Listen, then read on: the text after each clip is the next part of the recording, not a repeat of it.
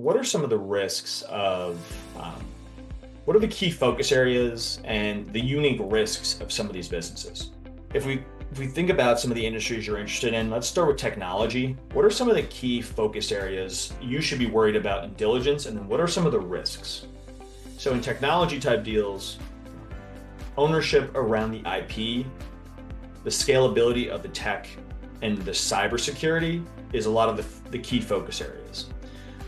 Of course, things like the profitability of the business and the key customers should be a focus as well, but these are some of the additional risks. In things like manufacturing, which I spend a lot of time in, the capital expenditure needs is a key focus area. So what has the business been doing from a capex standpoint? Have they been investing in capital expenditures, or have they been pushing them off? This is an important thing to understand, and you should ask detailed questions about this during diligence. So that's an important thing if you are pursuing manufacturing deals. Consumer goods, distribution channels, your inventory levels and how you manage inventory is a key focus area.